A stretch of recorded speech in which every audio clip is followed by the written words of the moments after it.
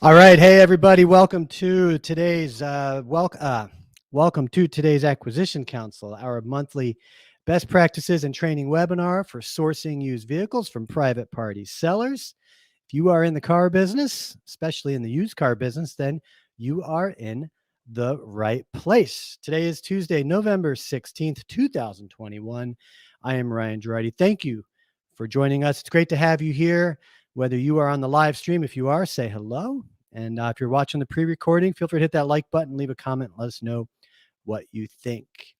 Now, last month, our focus was on that curious wrinkle, I say, between wholesale and retail prices of used cars and how those prices were growing or rising at different levels, which is a bit uncommon. So today we're going to pick up where we left off on that subject, but we're going to also take a closer look at the auction aspect of wholesale and how auctions can be used to enhance your acquisition strategy with cars off the street.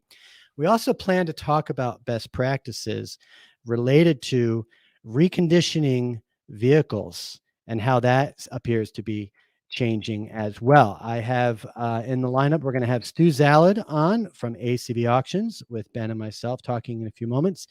And then after that, you will get a chance to meet Mary Wade, one of our performance managers here at Vehicle Acquisition Network, talking with Ben. And then Stu and I will come back on. We'll bring co-founder Bill Anderson on the stage and we'll have more of an extended conversation. So all this is coming up. Stay tuned. We'll be right back.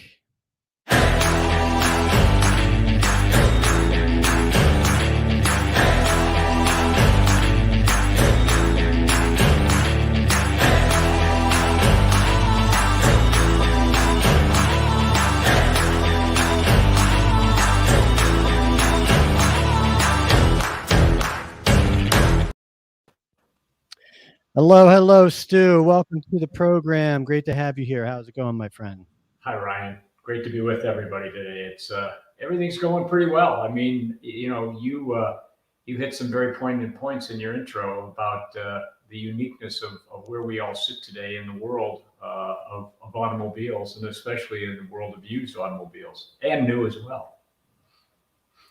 Yeah, and there's, it's such a moving target, and I'm finding from talking with different dealers around the country, there's little nuances from region to region, so it's hard to have just kind of this national picture of what's going on. And I know with you on the auction side, you get to see a lot of numbers, trends, analytics. I'm going to bring Ben Dykstra on the stage while you're talking, but I'd love for you to maybe open up briefly. Just give us your take on what you're seeing. Big picture wise and more explicitly, within wholesales at the auctions between dealers and even, the rental car agencies are kind of making a dent on things again too. So love to hear your overall take. Well, obviously, most of this started because of the chip shortage and the unavailability of new product, new inventory for dealers. And what's happened is the supply side has sort of, become less because of the rental car companies and their disposal of units during COVID. And now they're actually in an acquisition mode of used. So they're out there today competing against the retail dealers, be they independent or franchise dealers, for that same inventory. And obviously, because they can set it up and depreciate it over a period of time, they'll pay a lot of money for the cars. From an industry perspective, year over year, and I've been doing this an awfully long time, and I've never experienced a market like this. And the dealers that I speak to on a regular basis are all sort of singing out of the same hymnal, so to speak, that it's something that none of us have ever been through before. The market's up 18 to 25% probably year over year. And that's something that's never occurred before. And at the same time, the pressures are starting to mount on dealers. Have made a lot of money because all you've done is taken that increase and passed it on to the ultimate consumer in many cases. But I think we're getting to a tipping point, so to speak, where some of the lenders are starting to get a little concerned about the advances on some of this product. So I think what we're starting to see, at least from our perspective, is we're seeing a slowdown in wholesale. I think the market last month was off about 10%. Our business as a digital solution was actually up, but that's because people have started to migrate to that strategy more than they did, let's say, 3 years ago, when that whole digital side of the wholesale business was relatively new, and there wasn't a whole lot of supply there. Today, the supply is there. I mean, the large dealer groups are using it. The rental car companies, when they do dispose of it, are using it. Everybody's out there using it because it expands the base and it expands the reach, obviously, much to the same thing that Ben and those folks are doing with vehicle acquisition. I mean, it's the same idea.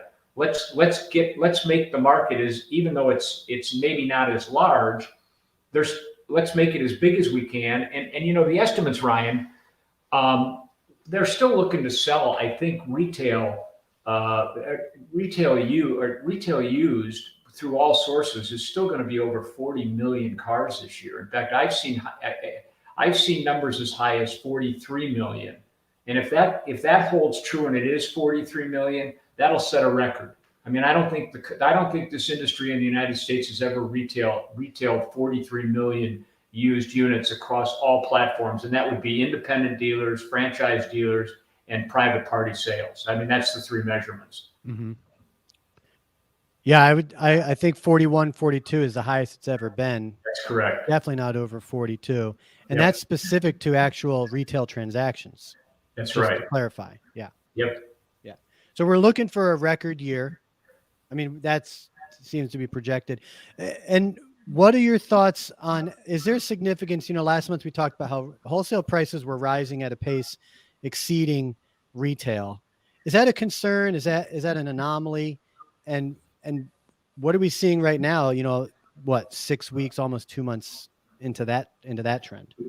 It's an anomaly because there's just not enough supply. I mean, somewhere down the line, I don't think it's going to happen anytime soon. And I'm just guessing like everybody else. I don't have any inside information, but it seems to me that the supply is still going to be constrained for a period of time.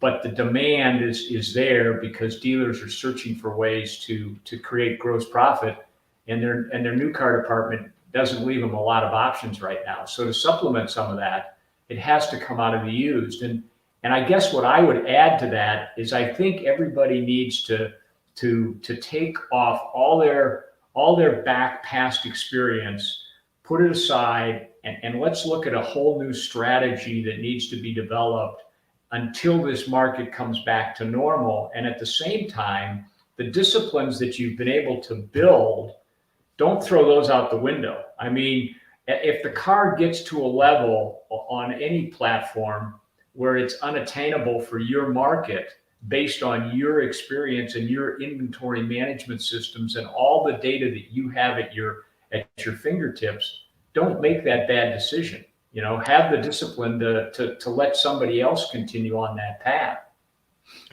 When we come back at the bottom half for our discussion, I'm going to play a clip from a conversation Ben and I had with John Woodman out in Hawaii. And what we picked up from him is they don't really want to get stuck with any cars on the lot that they're going to lose money on. So wouldn't you agree, Ben? He's trying to keep his inventory really slim, doesn't seem to want to take chances. Whereas I talked to a different dealer yesterday in Ohio, and he said there's no indication that demand's going to go down anytime soon. Like we're just talking about, demand is an all-time high. So he doesn't. It's like at two ends of the spectrum, very different parts of the country. Ben, what's your observation on that? Is it just the person's position, or is there a regional aspect in there? Well, I think there's a lot to unpack here, Ryan. Hey, Stu, good to see you. Every business owner, somebody who's, controlling the purse strings, makes a decision about, how much they'll risk for the potential of how much reward. And right now, and basically all year, the risk has been very low because the inventory turn is really fast, and the reward has been really high because of this, just the way the market is right now. The gross profit is up. Okay. So now we're getting back into that potential, like the market's starting to stabilize a little bit. We've sort of readjusted to the new normal. And the question is, will I be able to maintain that profit margin? And so we obviously work with dealers and buyers in various parts of, the whole United States. And so one of the things that we review each month is, okay, we've got the listing prices, the average comparables, and then we've subtracted our best estimate at reconditioning, and then we're taking off your profit margin. So that's your pack, your fees, profit, front end, whatever all that added up together, that's your profit. So, and I get some dealers in certain parts of the country that are saying, like, hey, I that 3650 number that we talked about a year ago, I'm still there. And other dealers are calling and saying, hey, let's adjust that down to 2200. Let's adjust that down to 1500, because they want to present more aggressive offers to the private party sellers so that they can acquire more inventory. And I think in any given market, anywhere in the United States, you will find an example of each of these different approaches. So if you're holding out for the gross, just recognize that that's a conscious decision that you are making, and there's somebody else in your marketplace that is choosing to go after a reduced gross to buy market share. Now, Stu and I, we're both salespeople, okay, and we're paid on the transaction. So, there's no mystery here, right? Everybody knows how this works. ACV, there's a buy fee, there's a sell fee. Same thing with Vehicle Hero. We get paid when the transaction is complete. So, it's probably easy for somebody to point out that, our message is self-serving. And the thing that, and it is, right? But it's also, I think it's very good for dealerships, because there are two main enemies that I see to dealership networks. Number one is the digital-only online retailers, right? And I won't name them because we all know who they are. The people that have no presence in your community, the people that have no relationships with any of the customers, the people who aren't going to service the cars after the fact. They just want the front and back gross, and that's it. Okay, so that's enemy number one. And then enemy number two is the private party marketplace itself. And especially with the shortage, it is easier than ever to sell a vehicle yourself, right? The incentive has never been higher because the difference between private party and retail is at a historic high. So there's more incentive to try to attempt this process right now. And it's even easier because people who would have never considered spending $35,000 on a 100,000 mile Silverado, let's say, I'm over exaggerating, right? Would have never considered doing that transaction in a driveway, are maybe now turning that way because the dealership doesn't have the trim level or doesn't have the color that they want. And if that transaction goes well and it's easy and they discover that it's not really that big of a risk, and sometimes it will go well and sometimes it won't go well. But if more transactions go well than don't go well, that could be a major problem for us as a dealer, industry, 3 years, 5 years down the road, whenever that new cycle is.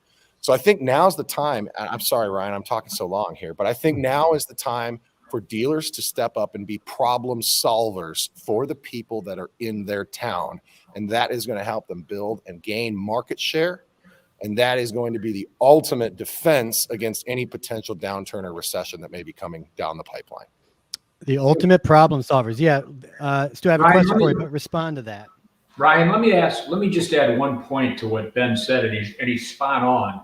I mean, the opportunity right now for dealers, until this market turns itself around, the opportunity is that direct purchase from a consumer.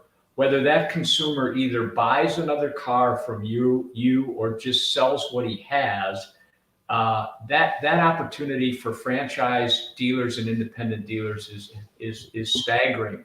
I mean, NADA statistic, and this has been pretty constant for the last 10 years, that about, and some of this might even be over exaggerated, but about 5% of a dealer's inventory comes from a direct purchase from a consumer.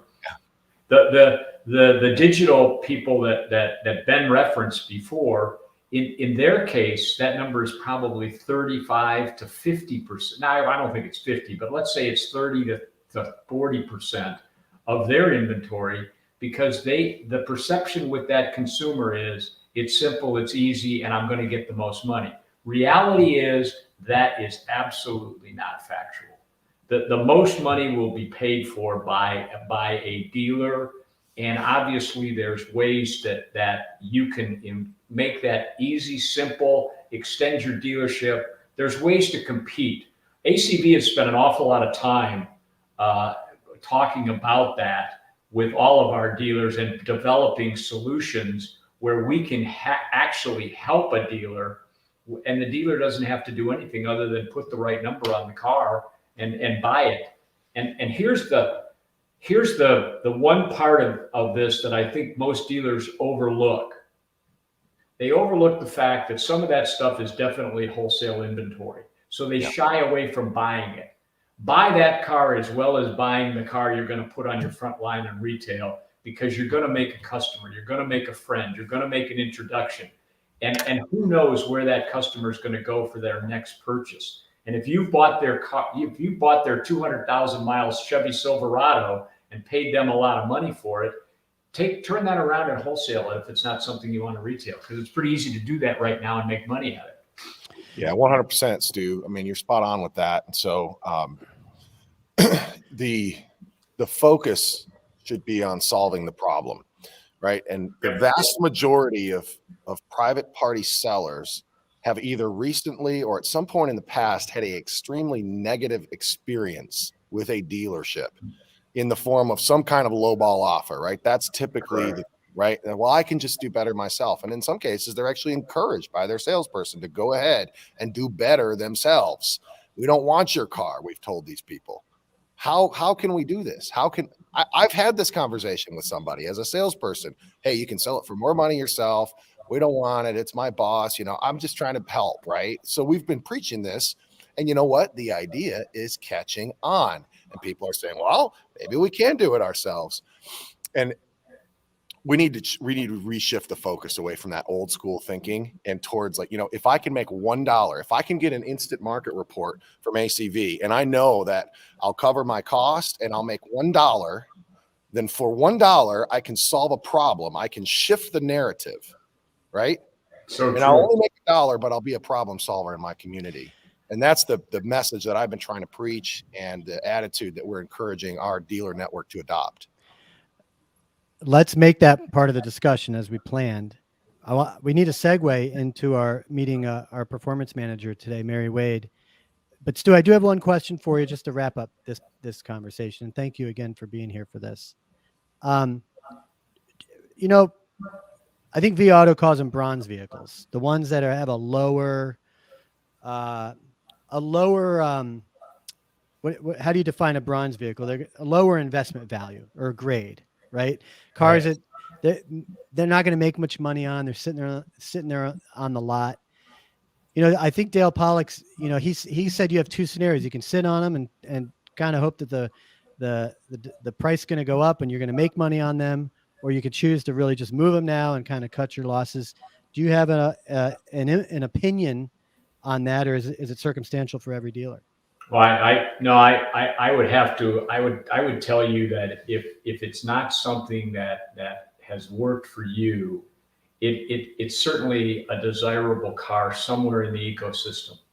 And I think in today's world, because the supply is constrained, my advice would be put it out on as many different sites as you possibly can.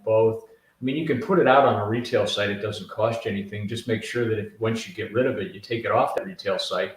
But if you haven't had any eyeballs or looks at it on your website, I would suggest taking it, putting it on some of the digital solutions like ACV and others. And you'd be surprised that once that car is inspected by a third party and it's priced whatever you think is the right floor price, you'll be amazed at how many views and how many bids you'll get on that car. And I think you can probably turn that car in today's world and Ryan, and even make a little money, and then go reinvest it in something that you're going to get some consumer activity on. The perfect example would be an older luxury import car at a domestic dealership. A Ford Chrysler CDJR or a Ford dealership. Chances are that consumer's not going there to look for that car, even if it's nice. So take that car and create the exit strategy when you take it in.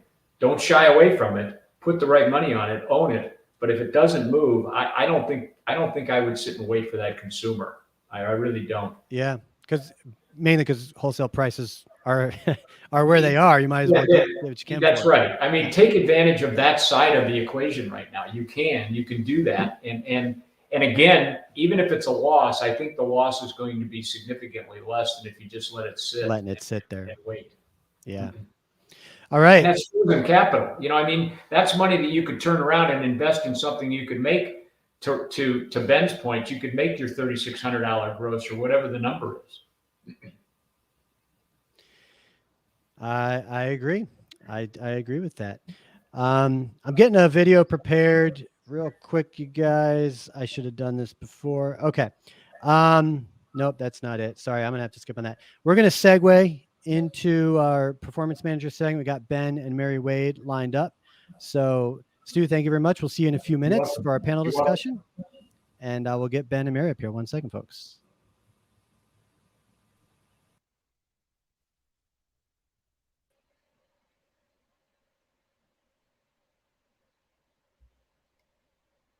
Hey, Mary. Good morning, Ben. Good morning. Welcome to the show. How's your day going? It's awesome. I get to be here, and I love listening to Stu. God, I learn something new every time we have a guest on. So what a wealth of knowledge, right? So for those of you who don't know, Mary Wade is a veteran performance manager. She has a very technical background, so she kind of plays liaison oftentimes between our sizable development team and our performance management team.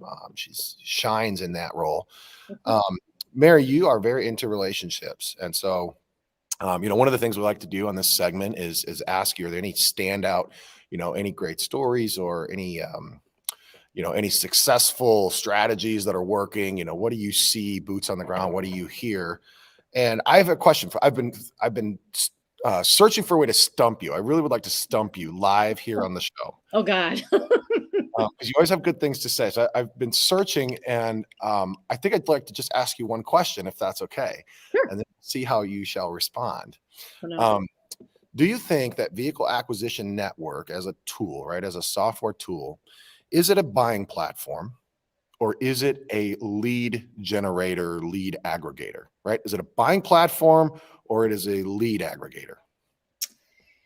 I think it's a lead aggregator. I think it's just from talking to, and this also segues from the conversation you were having with Stu and even your feelings on how dealers can connect with the sellers in their community, and that has such value. And I'm going to give a shout out to someone who has worked very hard with the small territory, Brian Bouvet at Pilsen. And he embraced learning about technology on Facebook Marketplace and reaching out to those individuals. But he's also taught me something. He's a great storyteller. And some of the things that he talks about are those connections that he has made with the sellers, and realizing that that seller is an opportunity for more than just a single transaction. When he finds common ground with them and talks to them, he creates a relationship that he might be buying this vehicle today, but he has left them with, he looks around and he asks them about the other vehicles. Oh, what about that one? Oh, that's my wife. Her lease is up in 6 months. Oh, what are you going to do with that? What about that one? He's always thinking about, how is this person that I've made a connection with, is there opportunity for other things besides that? He's even gone so far as to do a referral fee, which has been an incredible thing for him. He's kind of in a rural community where there is a trust connection. If one person says, hey, you know what? I sold my car to Brian. Awesome experience. He's the guy. And they take a snapshot in their camera, they take a picture of his business card and like, okay, you're the car guy. Call this guy. And so he has a referral fee for anyone that refers. So he's trying to make the most of that. And that's also grown his business. And a lot of those individuals have also come back into the dealership for service, to purchase, for trade-ins. And it might not be right now, but the potential. And that's what he sees. And I'd like to remind my dealerships and my users that relationship is something that dealers have, that I won't, as the unnamed disruptors, aren't creating. And those dealerships have been around a long time, and they have that as a value. They're going to be there when your car needs to be serviced. They're going to be there to help you out and offer, hey, you needed a ride home, we can do that. No problem. And Brian sees the value in that and capitalizes on that. And that's what I see is where it is. Yes, it was a single aggregated listing, but it gave him the opportunity to create many other opportunities from that listing. Yeah, I think that's really valuable insight. I couldn't stump you. I tried. Let me ask you a follow-up question though, because somebody might be listening to you and it might seem impossible, right? Like, okay, yeah, 5 years down the road, after I've been hammering this process for all this time, then maybe I'll be the go-to, sell to resource in my community. That task often feels overwhelming, right? Because and we are often paid as salespeople. We're often paid on our results right here and right now. And so our pay plans often prevent us from having that forward-thinking vision. Yeah. So with that ultimate vision in mind of being the go-to, sell to resource in my community, what is one thing that you feel that dealers could do now that they actually would do now? I could do it, and it's a small enough increment of getting started that I know I would do it if I committed to it. I think we've talked about it before is follow-up, is just commit to at least a single follow-up afterwards, reach out, keep that connection going. So I've made an initial outbound. Let me commit. If I want to improve my process, let me commit to just making one more outreach. Yep. I could do that. Yeah. And I would do that. Yeah. Simple steps. Just make it a habit to continue that additional. And once you start that, and that becomes part of your process, as you know, Ben, then it's the next step. Can I add another one? And keep the connection going. Because I think from your experience and my experience, it's not always on the first one. That's just not what's happening. Seldom on the first one. No, we know that sellers are out there shopping. They're probably going to talk to 4 or 5 people before they make a decision. So if you know that in your mind and you commit to say, okay, if I got the maybe or no today, I'm going to make that one commitment to make sure I call them back again, because now this might be my opportunity. Yeah. I like that. Well, thanks for joining us. Thanks for the insight. Much appreciated. And Ryan, we'll hand it back to you.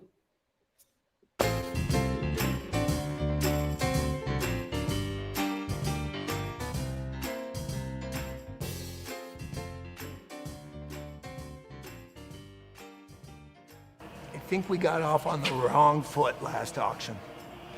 I know you're trying to teach me your ways, but I don't think your ways are going to be what keeps my family's dealership in business.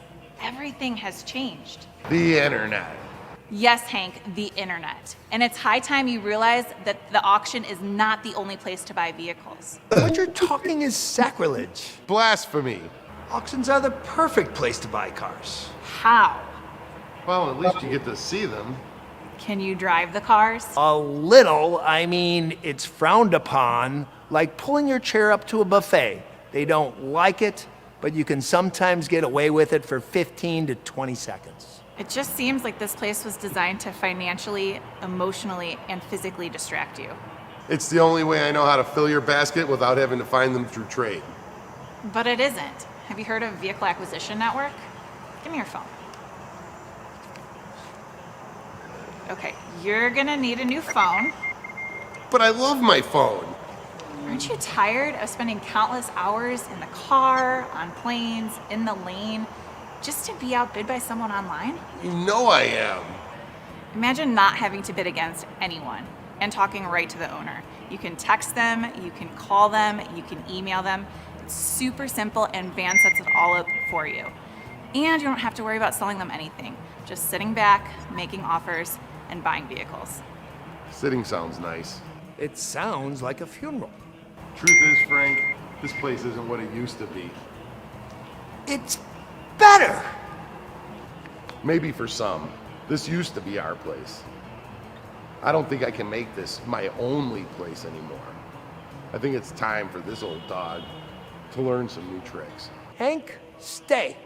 That's not one of the tricks I feel like learning. Thanks, Katie, for everything. You'll do all right. I'll reach out to you online.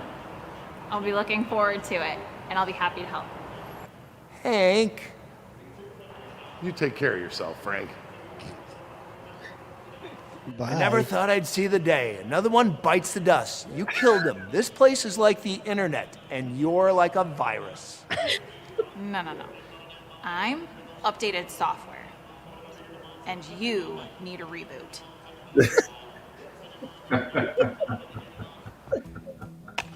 That was easy. The internet. Now I get it. It's so bad. Oh, That's, Bad. that's good so stuff. good.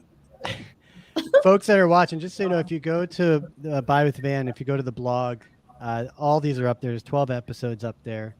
Just look for the Auction Webisode series. Stu, that's your first time seeing any of this. Love to get your initial reaction. What do you? Well, they're very humorous and they're well done. It's and they're, believe it or not, they're pretty truthful. I mean, auctions have to be part of the strategy, but they don't have to be the focus of all the strategy. When I started and when many of us probably started in this world, that was really the only way to go. I mean, to the used car manager's point, you only had a couple places to go. The local wholesaler would bring you something, you'd go to an auction and buy, or you'd take a trade. And, to go back to our earlier discussion about street purchases, where do you make the most money? And in most cases, we always found that our grosses were higher on cars that we either traded for at the door or that we were able to purchase off the street, as opposed to and that's really how ACV was born a little over 6 years ago. I mean, we were born as an alternative solution to make it more efficient, less expensive. And let's face it, time today is money, and it's more critical today because I think most dealerships are working with probably fewer staff. So there's more people are wearing more hats, and it's gotten very expensive, both from a transport situation, and if you're selling it at a physical sale, if it doesn't work for you, then you've got the added expense of what do I do with the car next? Our solution and many others that are out there that have similar products to what we have certainly changed that dynamic, and I think for the better, and made the auctions even. I mean, the auctions are better today than they used to be. Clearly, I think there'll always be a place for them. How big will that place be? I have no idea. I really don't. But technology, inspections, third party, you name it, the list goes on and on and on as to why the fear that the used car manager buyer had, it's not there today. I mean, you can buy anything online done right and from a reputable source and feel very comfortable that you're making a good decision. Tons of data out there, and I think that's why personally I'm perplexed. Bill, I want to bring you into the conversation, and I might even start with this clip from John. This is Ben and I talking with John yesterday. Again, John Woodman at Cutter Automotive, and I think he's coming from a different place from what we're seeing in our conversation. Let me play the clip real quick, and then Bill, I'll have you respond to that. I would guess that part of the fear is that if there's a market correction, that it will happen rapidly, right? You don't want to be left holding the bag, owning a bunch of cars for way too much money. I mean, do you think that the correction would happen quickly if it came? You never really know. I mean, we've been doing, like, since COVID started, we've been going in and out of this similar policy where we're not been buying cars. And in fact, I think the period that we were buying cars was only like 3 months or so when we were getting really low on inventory. Right now, it's more about managing the inventory, making sure you're in the vehicles right, just in case of that correction, just because you've seen values go both directions relatively quick in short periods of time. In the mainland, wholesale prices seem to be climbing still, but retail have held steady. Are you seeing the same where you are, or anything different? We've actually seen some pretty good waves. I mean, we saw going up at one point, and then we started seeing them coming back down. So it's like not only are you seeing the auction values change, but it's, you know, the evaluations with your vehicles online and that depending on inventory, supply, and demand. Did you guys have a real active, you know, buy from the private party marketplace strategy before this whole thing? Even before this, no. I mean, typically, just because the way the laws here are in Hawaii, you know, customers actually get a credit on the sales tax if they trade the vehicle in. So, I mean, we've always been quite, you know, live and die off the trades. And then only rarely do they ever reach out to like the auctions and that to acquire new vehicles. So that's a different sentiment. Bill, I'm curious on your thoughts on what you heard. Well, the first thing that hits me is, well, if he's not really using auctions, he's living straight off the trades, he's not diversifying, right?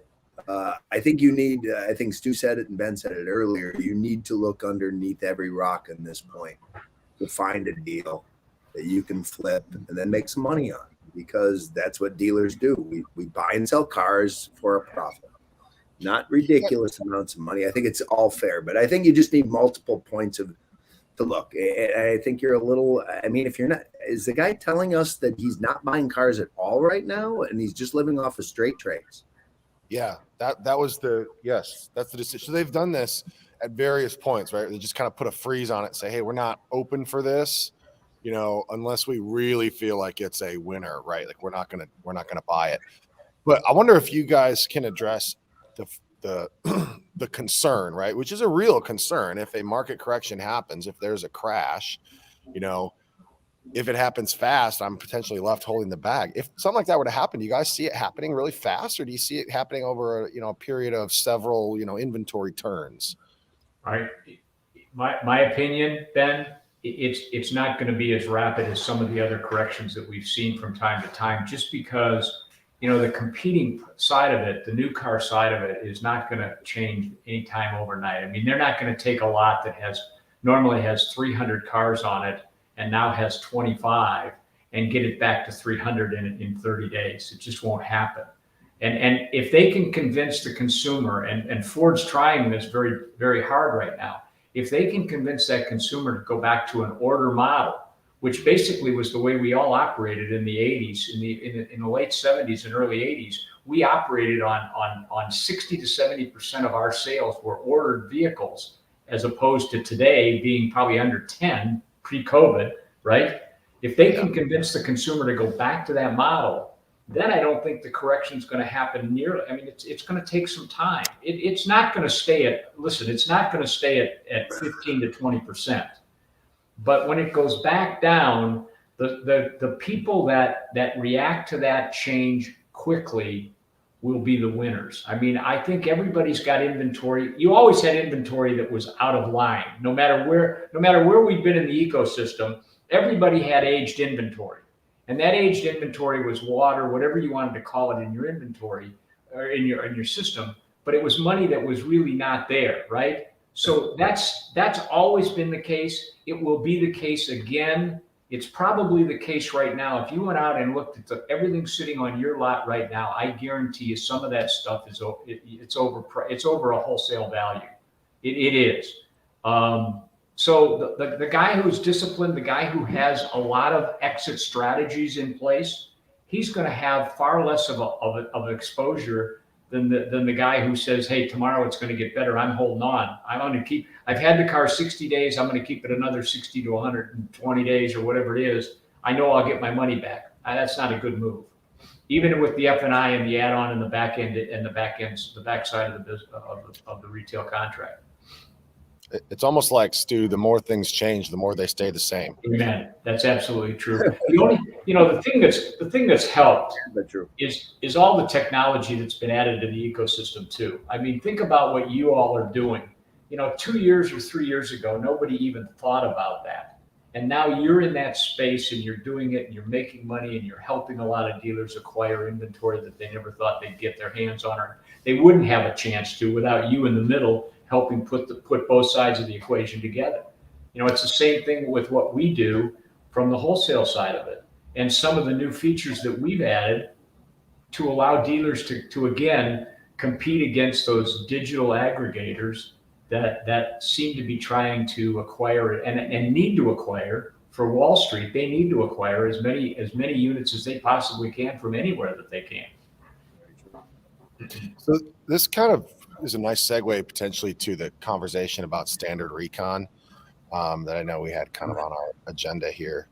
One of the sticking points that we run into in Vehicle Hero in getting an offer that's been accepted by a seller to be confirmed by a dealership, right, is the amount of the recon. We found that overwhelmingly, I mean, there are exceptions, but that overwhelmingly, when we tell the seller that we're going to believe what they tell us and assess the vehicle accordingly, it's like shocking to them. They're like, okay, right? And then we say, so where are all the dings and dents and scratches that don't appear in the picture? And you know what they do then? They go through the list, which is crazy, right? So then it's like, okay, well, here it is. So it's $700 is what our matrix has estimated this recon at. Well, that's well below standard reconditioning for many dealerships, right? So it's like we figured this value based on $700 of reconditioning. It's like, well, we're going to spend $1,500 on it anyway. The question is, are you losing an opportunity by over-servicing the vehicle potentially? Is there such a thing as over-servicing a vehicle? I pose the question to the panel. Who wants to start? Yeah, you were not leading me down the recon. I was kind of thinking still about, a quick turn on wholesale, buy a car either way, winning a customer using Mary's thought. As far as recon, that's not my expertise, but I'd question the difference there right away. Why would 700 become 1,500 stores just because of a pack? We have to live with it. Is that what you're saying? I'm throwing that one back to you, Ben. There's lots of optional things on a recondition, right? So if the car really needs nothing, well, let me throw in a transmission flush, even if the car doesn't need it, right? Let me throw in a coolant flush, even if the car doesn't need it. Like, we'll make it $1,500 in recon if that's our standard number, and we've decided to hit it every single time, but is it fair to assess every car from an average perspective, or are we losing out on opportunities by doing that? No, they shouldn't all be the same. Every car, again, initially before we went on the air, we were talking a little bit about comparing an automobile to a diamond, right? Cut, clarity, and carat determine what's the value of a diamond. They could both be the same size and everything, but when you look at them, one's worth $5,000, the other's worth $15,000. The same is true of automobiles, and reconditioning plays a huge role in that. So I think that the days of us taking a flat fee and putting it on every car, or every car other than a 1 or 2 year old trade back in or an off lease or something like that, I think those days have to be put in the rearview mirror, and the car needs to stand on its own, and somebody or some inspection process, our inspection process, for example, puts technology into the ecosystem that's never been there before. I mean, you could hear you can listen to an engine, you could look at the whole undercarriage of the car. There's 50 some photos of the car. So a qualified appraiser using that technology or others can really come up with, here's the real value of this car. And I'm confident, especially if I've driven it, that it doesn't need any transmission or any of that kind of stuff. I can use $600 or $700, including my cleanup, and I'm fine. And the next one coming through the door, you go, oh my God, I do have to use $1,400 or $1,500. Yeah. Or at least let the service department look at it and give us an assessment, and do that in a very short period of time. And the last thing I'm going to add to that is, the one thing that's changed that right now, everyone, is the parts availability. And some of these parts hangups take weeks and weeks and weeks. Meanwhile, you have a car sitting in the back of your facility that you can't retail, pretty hard to wholesale. I mean, if I were in that position, I would describe it with whatever the problem is and wholesale it and move on and take my loss. And let's face it, nobody's right 100% of the time. It's impossible. If you are, you're not doing enough business, right? So I think that's, and there's a lot of tools out there for recon, Ben, today that are all pretty decent, They all work a little differently. Some are tied into DMS systems, some are not. Some are standalone products. But I think you need to look at that and then also use as much input as you can from third parties and others to determine how to add some cost, even if it's a cleanup. I mean, I've had cars traded where all we do is wash, wax them, and put them back out on the lot, change the oil, and put them back out on the lot. Well, that's a $200 recon bill as opposed to $1,500. Yeah. And I think that I was just going to interrupt. I was going to say, to your point and to Stu's point, just right now, as there was a great article, I think Dale Pollack put it out there about this same. The question is questioning dealers to go back and look at this and say, do we need to change what we're doing? You know, we traditionally had set, this set amount for every vehicle regardless. And I think considering the environment that we're in right now and the tools, as Stu said, that we have available to help us really assess what the reconditioning is to look at each car as an individual and determine what that is, as opposed to just this kind of flat fee. Is kind of where dealers should be right now. I feel like this is a huge sticking point. Because, just looking back at all the cars that we grade every day, we grade them from R1 to R5. R1 is about $500 of recon to retail ready. And it ranges to R5, which is $2,500 or more. The vast majority of the vehicles that we grade, and then these conditions reports are verified with a physical inspection, before acquisition, and then verified again by the shop. But the vast majority of vehicles we grade are R1 or R2. And that philosophically makes sense because these are the people that are most likely to decline a standard trade-in value because they have high pride of ownership. They've taken great care of the car and they're really put off by an offer that doesn't reflect that. Yeah. And these cars are just hanging out there, just waiting for somebody to come along and say, you know what? This is a nice car.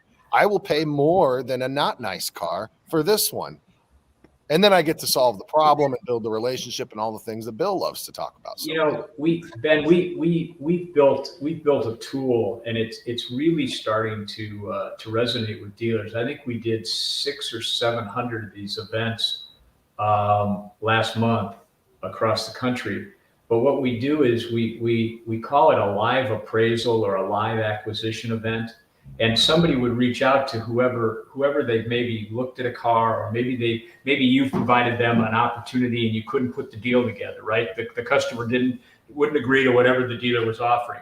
So you invite that customer to come back to your store. They go through our inspection process. We run live auctions and identify those cars as what we call live appraisals. So buyers know that the dealership, the high bidder it's a hard number for 3 days. Most dealers involve their consumer. So the consumer sits there and watches the car go through the auction process, watches the number go up and up, watches the bids go up, looks at the views. It's the same frenzy that they were making fun of in the video, but it's done in the showroom with a consumer that either has been in and you've appraised his car and you haven't made the deal, or somebody that you brought to the table or somebody's brought to the table. And you go out and also advertise it on Facebook or in your local market and say, hey, Saturday, come find out what your car's worth. Whether you buy something from us or you don't, we'll write you a check at the end of the day. And we did one last weekend. I won't name the dealership, but it was in Texas. They had 67 people show up. And I think they purchased 40 some cars out of those 67. Some bought new cars and they took them in trade, but they took in 40 automobiles from people because they went on the radio and said, hey, today at so-and-so, whatever, we have 4 hours. We're going to tell you what your car's worth. And we'll come in and we'll run the thing and inspect it. And it's really been, I guess to my point is, a year ago, we probably were doing 10 or 15 of those on a Saturday or a Sunday across the United States. Last month, I think we did over 600 of them across the United States. So it's gaining traction with dealers, and it's no harm, no foul. And if you take 35 or 40 cars in, to your point, you've got inventory that you wouldn't have had before. And now, if you don't want that car, you have an offer to dispose of it immediately. Sell it to the high bidder because he's going to pay for it. And if you don't want it sold to the high bidder, if you like it, then you could use your reconditioning matrix and put it in your inventory. Pretty neat. Yeah, it's a great idea. Sounds like we're wrapping up here. Anybody want to chime in with some closing remarks? No, that was awesome. Actually, I think I got invited to that trade-in event in Texas. You probably did. I'm pretty sure I did, because we've talked to that same group in the Dallas-Fort Worth area. We did 2 of them in Dallas, Fort Worth. That's exactly right. Yeah, I talked to them. Good people, really good people, and a great group. Doesn't surprise me, but at the same time, like, I was not aware of that. And here, I guess my only thing to add to everybody's conversation is dealers need to be more flexible, right? You can't live with one set number on a recon, not across every different type of vehicle that we need to be involved in these days. You can't just have one channel for your acquisition, ACV, consumer acquisition, smart auction, and others. I think dealers, and I think they're prepared, and I think that's where they're heading is more flexibility on how they do business, and I do see a bit of a change. Dealers are accepting the new world, the internet world that we all live in, and trying to make the best of it. And I think for the most part, we're seeing a lot of quality people do some very good work for both the consumer and their business, the dealership. Yeah, I guess that's how I'd sit on it.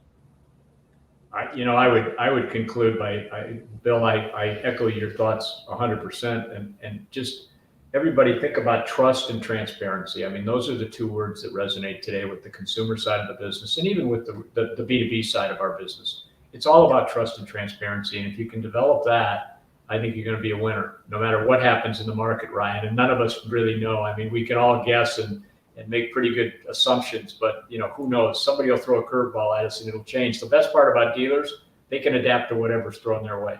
Oh, heck yeah. The most adaptable group of people out there. Way too many smart people making way too much money in the car business for disaster to happen. Who were the first people back to work? It was the car guys and car girls, right? And car people. Right. We were the first ones that say, hey, we're here to service your vehicle. We're here to provide an upgrade if that's what you want. We got it done. It's funny looking back when the lockdowns first began, because I think dealers lasted about a week, and they're like, no, we're selling cars. We're going to figure out a way to do this. And fortunately, most of the states went along with them and made them essential businesses. There were a few holdouts, but we were in all 50 states, so we're trying to manage 50 different COVID restrictions. Most of the states cooperated, which was very nice, at least for whatever limited amount of business was out there.